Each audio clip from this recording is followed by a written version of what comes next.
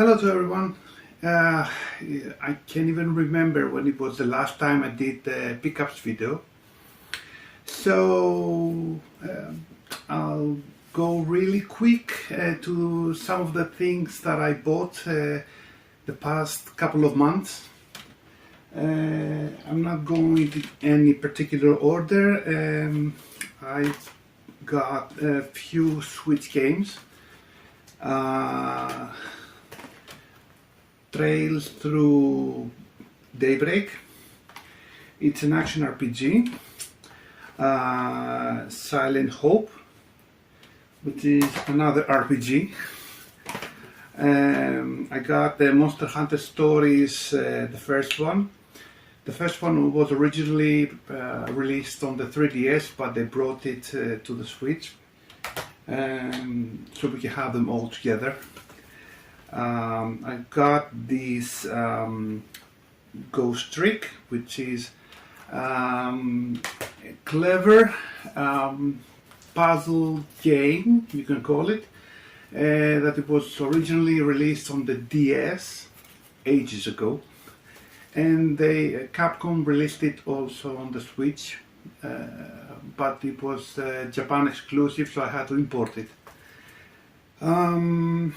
These two are two RPGs. It's a double pack that was from Limited Run, Revenant Saga and Revenant Dogma, and these were two RPGs that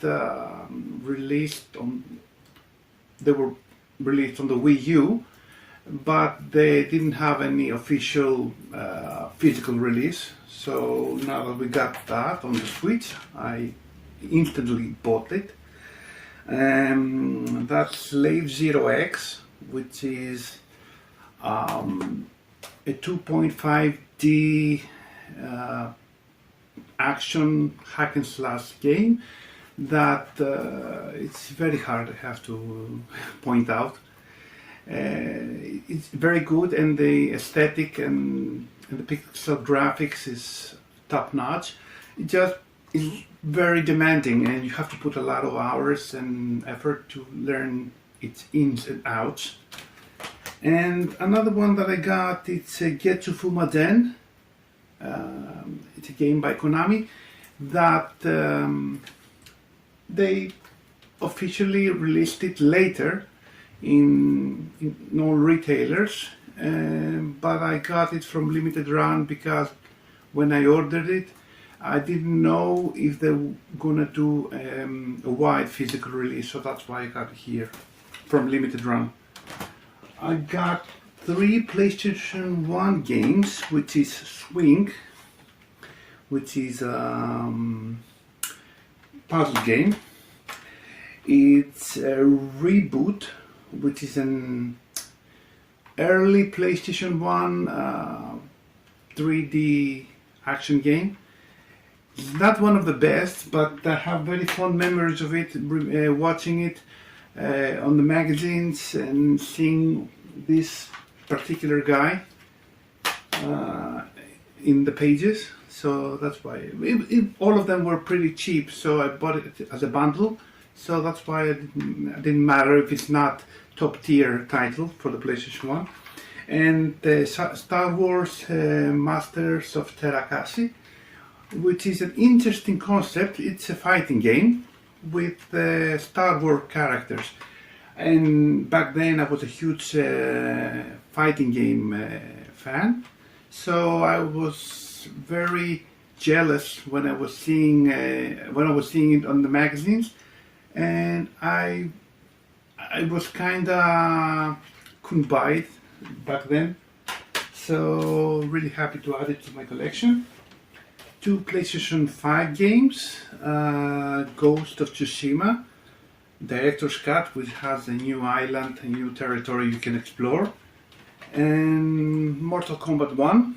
I bought it on the PlayStation 5, because the Switch version, if you know me, I'm a very strong supporter of the Switch, but some games I can withstand a few frame drops. I can withstand lower resolution, but when the quality of the game drops so low, I can stand buying it for the Switch. So I bought it for PlayStation 5, so to get a better experience.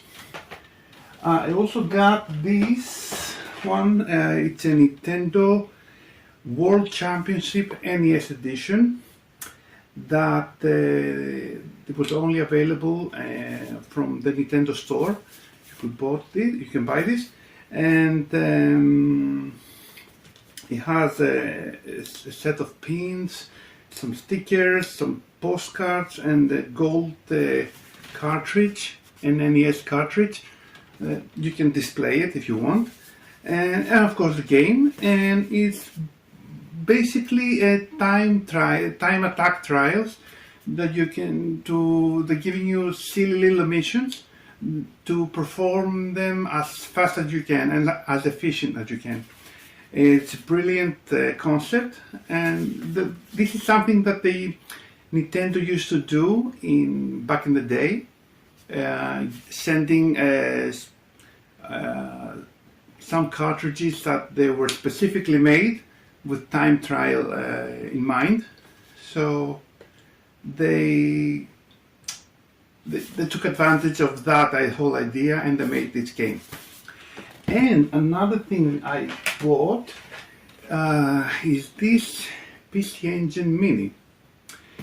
This is not exactly Holy Grail, but it's something very obscure, because I bought it off Facebook's marketplace from some guy that was selling it for 80 euros, and it was a steal, honestly, because on eBay you can't buy them off a store. It was only a very limited time you could bought it from Amazon, but that time like 3 years ago was long gone, and you can't buy it anywhere else. So he was selling it for 80 euros, and I said, yeah, please. So I bought it, and I'm very happy that it's complete in box. It has a whole bunch of PC Engine games, and some TurboGrafx games. If you don't know PC Engine game, it's the same console. It's just PC Engine. It was the name of the console in Japan, and in the States it was called TurboGrafx 16. The thing is that most of the PC Engine games are in Japanese, but you don't really mind, because most of them are shoot 'em ups, platformers, so it's very English friendly. So you don't have to know the Japanese language to enjoy them. And TurboGrafx 16 games, it's perfectly fine, full in English, and you can play them no matter what.